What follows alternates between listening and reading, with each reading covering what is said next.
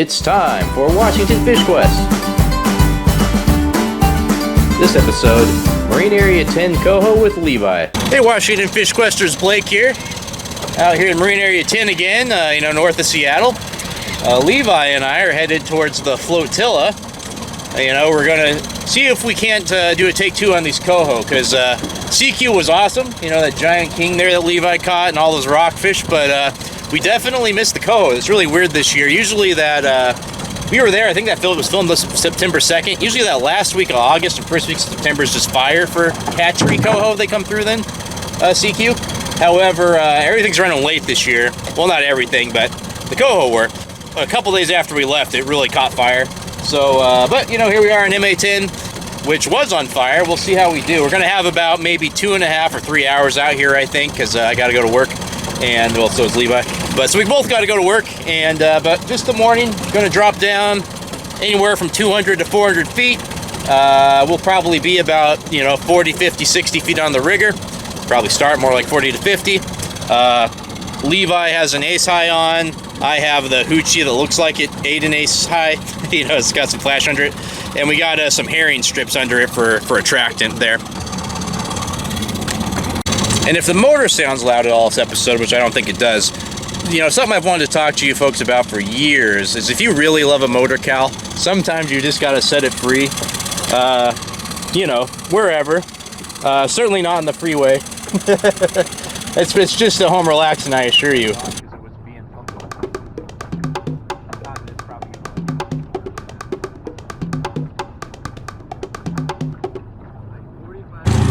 Well, we're about 30 minutes into our limited time here. We're going faster than I probably said at the beginning of the video. Probably more like 3.2, 3.5, Ugh. Just went through something that looked kind of gross. Didn't smell though. That's good. At any rate, 30 minutes. But we're seeing them caught in the flotilla here. But always the bridesmaid, I guess, so far today.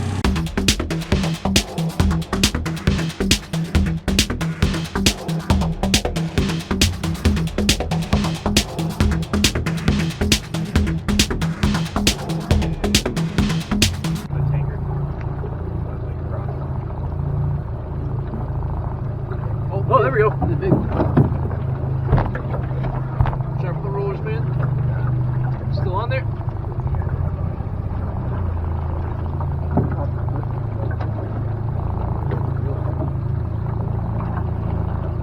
Keep the motor on, or? Yeah, keep it on. All right. Levi's got into a good one there. Hopefully picked up on the bow cam this go around. Yeah. He was actually helping me shorten my hoochie leader, and we had some big rollers come through. A big tanker came by, and I don't know. Well, like the rollers, I guess. We have been going up and down and trying all that good stuff. Get ready here.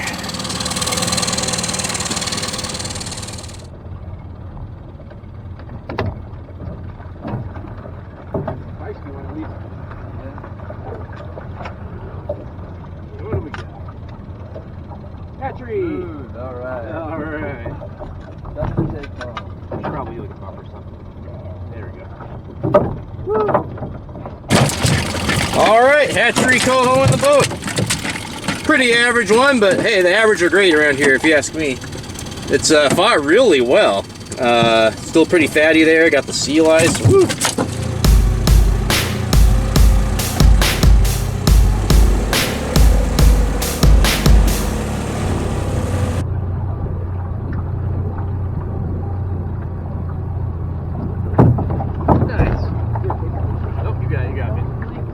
My hand's broken. This one's broken. This one's broken. Let's see. Levi continues the humiliate Blake tour on his own show, no less.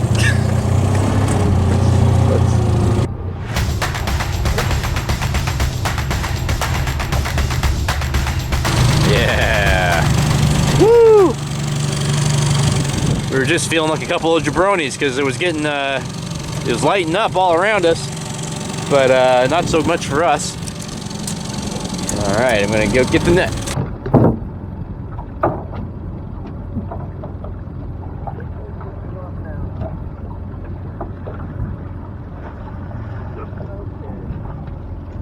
big enough. All right, there we go. Got a wild this time. Oh, this is one area that Area 10 has over CQ for sure.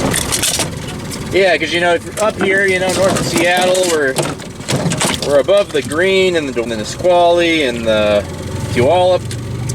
And there's about 600,000 coho coming back this year. Most of them are hatchery, but it's amazing how many wild you catch, I think, just because the wild are so much more aggressive.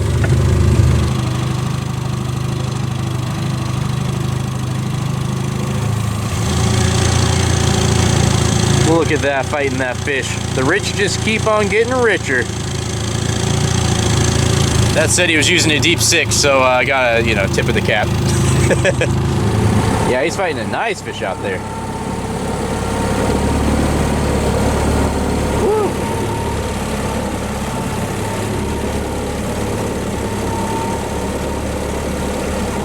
Yeah, right on.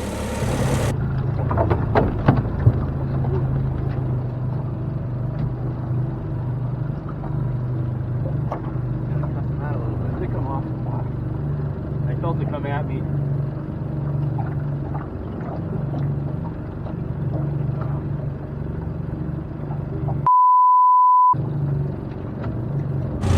On that last fish, I gave it too much respect. You know, it had some weight, so, you know, super bummer that I lost it. But I could tell, so, you know, I was trying not to dog it. I felt it come at me, as coho tend to do, and the second I did, you could just feel the weight come off the hook, you know, so. If I get another shot at one, you better believe I'm just, grah. The battery up front died. I did get a fish in the boat, but to tell you how my day's going, we got into 2. There's probably one. That's your fish probably. Oh my gosh, it's over there. It's got your flash on it.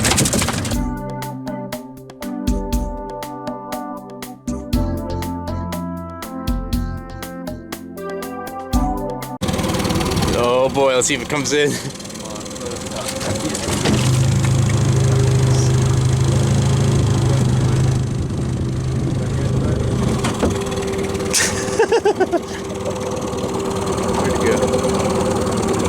Hopefully the flasher doesn't like weigh it down.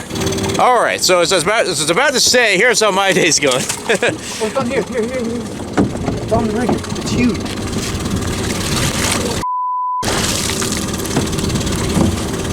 No. It's on the... Just off the motor? Yeah. Yep. All right, so this is kind of an interesting situation. I had one on, it broke me off, and now it's tangled in the rigger. And so my gear's all on it. It's in. Oh, it came off. Swim off. Oh well. That was huge. That was huge. Whoa. Oh. So I was telling Levi I had the stink on me, and I got the stink, brother. So what happened was, I got my gear back. Well, that's something. So this is crazy, everybody. So we were trolling back in. I have one hit me. I go to, you know, I pop it off the clip, my line breaks, you know. 20-pound test just breaks.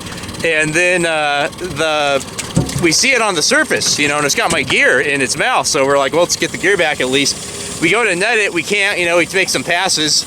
So it turns out it was on this downrigger here.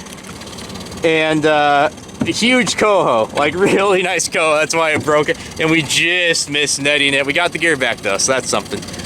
Well, at any rate, so let's see here, you know. Levi went 2 for 2.